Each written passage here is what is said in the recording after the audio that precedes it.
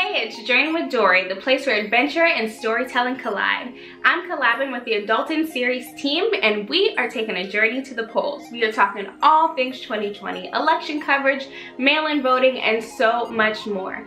Joining us on the journey today is Andres Brower.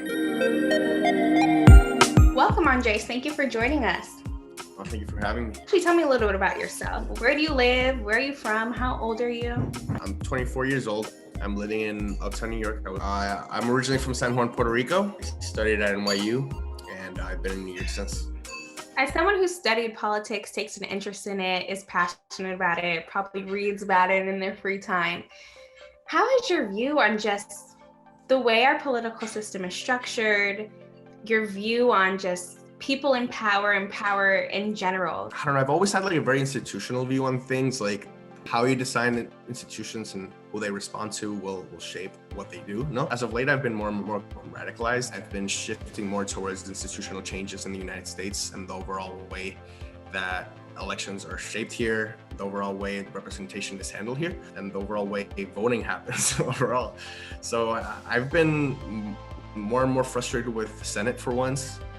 It's been seemingly obvious that it's overrepresents a lot of smaller white states. It's been pretty frustrating to see the consequences of the Electoral College in 2016 and also this year, as you know, from what I've seen, most people suggest that if Trump does win, it'll be like once again losing the popular vote and winning the Electoral College. Do you mind explaining to some of our viewers who might not truly understand what the Electoral College is or what it does and how that came into play during the 2016 election? Yeah, so Hillary Clinton in 2016, I guess she won by over 2 percentage points in the popular vote. But despite this, like simply how many people voted for each candidate, Hillary Clinton got 2 percentage points more in votes than Donald Trump did. And despite this and slim margins in Wisconsin and Pennsylvania, made it so that the Electoral College, which prioritizes winning the actual overall state, and whether you win it by 1 vote and you win it by 1 million votes, it's the same thing. And that ended up making it so that Trump's slim margins in the Midwest, particularly Pennsylvania, Michigan, and Wisconsin, allowed him to get the victory despite losing by over 2 percentage points, something that, had never really happened in that way. Do you have a voting plan this year? I sent my voter registration form about like 2 weeks ago or so. As of now, I don't know where I would be voting, but honestly, I haven't bothered checking. Closer to election day, I'll check the actual location. Yeah, and so you'll be going to a polling place. Yes, yeah, I'm a voting person. So you mentioned being in New York, but you also told me that you are originally from Puerto Rico, and in Puerto Rico, the election process is a little different, right? You folks are part of the U.S. because Puerto Rico is a U.S. territory, but you actually don't get to vote in the election. So how has that impacted the way you view the election process? I definitely think it made me a lot more cynical in terms of what voting means. I know people are like, vote always, no matter what, and it's, your responsibility as a citizen to vote. I never view it as such, as a consequence of, being a colony, not being able to vote in the presidential election in the first place, as well as, the overall state of Puerto Rican politics as well, which is just, it's not great. We do have voter IDs. I have no idea how easy it is for most people to get, but when I was in school, they showed up to our school and signed us all up. Before I even became 18, they had come to my school and registered me for that, so that when I became 18, I would be automatically registered. Are there any issues on the table right now that you're really passionate about, or issues that you really just are going to bat for as you go and circle and fill in the box on election day? So the state of Puerto Rico is one that is definitely, I would say, my key priority, just because, it's never really been the U.S. agenda ever. And I think Hurricane Maria changed that. And I think people moving to Florida changed that. Now they can vote. But Joe Biden's currently running ads in Puerto Rico to telling people in Puerto Rico to call their family members in the U.S. to vote for Joe Biden and to motivate them to go turn out.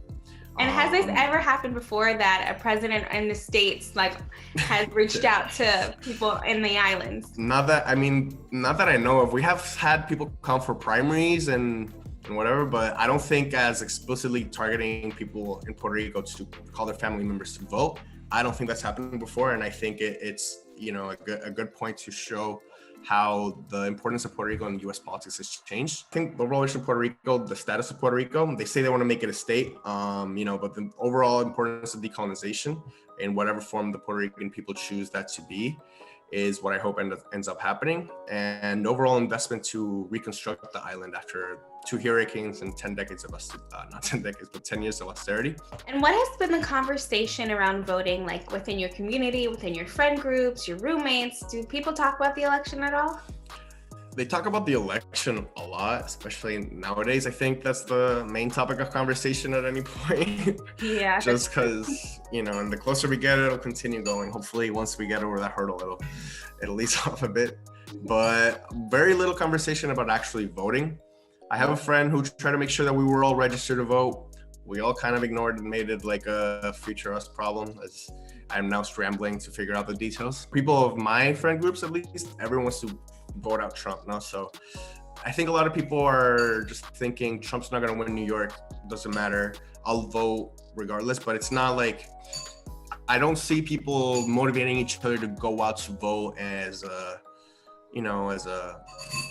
something that is essential for us to do. It sounds like there's a disconnect, right? Within your friend group, there's this huge power and force and passion about voting Trump out of office. But then when it comes to that action with actually going to the polls and making that happen, it sounds like people have kind of not dropped the ball in that sense, but kind of fell back and relied on the fact that New York has always voted one way and has always been represented in one way.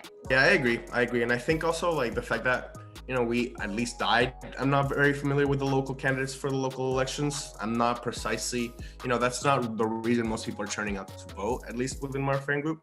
So I think that could help compensate that disconnect, but at the moment, I don't think it is.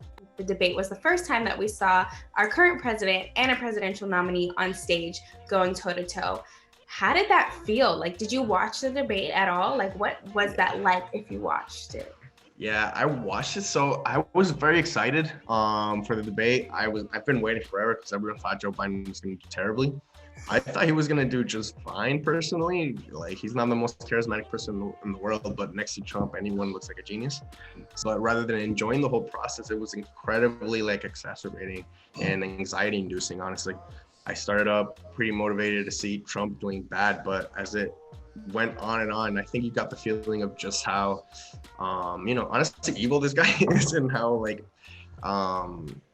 think I'd say he's just crazy, and I think that's how he acted. So it left me feeling pretty worried about the state of the United States, and wondering about how the election is going to go, and if people will simply accept the results peacefully. What are your emotions surrounding this election? An overwhelming desire for it to end, honestly. It's been going forever, and waking up to political news is very anxiety inducing at this point, despite it being something that I'm pretty passionate of. So overall, I'd say I just wanted to win. When you say you're passionate about it, are you saying you're a politics person, or just the issues at hand right now, or the topics on the table, on the ballot? I'd say both. I think for once we're voting for something very tangible, and that the consequence of this election will be felt for decades to come, in my opinion. Do you have a message to millennials who are in the same position as you, trying to make a plan to vote in this election? What would you say to them? I'd tell them, first of all, vote. Even if it's a safe state, you might as well do it. You might as well tell people that you were one of the people who helped vote against Trump. That would, in 40 years from now, you'll want to remember that you at least got out of your house to do that, or stayed in your house and mailed in your ballot. but I would emphasize that, just simply participate. It's something you won't regret regardless. So I would encourage people to participate and encourage their friends to do so as well, especially if they live in a swing state. Awesome, Andre. So thank you so much for joining us. Thank you for sharing your thoughts, your journey, how you're going to vote, what inspired you to vote. It's been such an awesome time having this conversation with you. And if you have been inspired by this conversation, please take a journey to the polls. Remember, volunteer poll workers are desperately needed. So if you're able, go work the polls, but not in the P-Valley kind of way.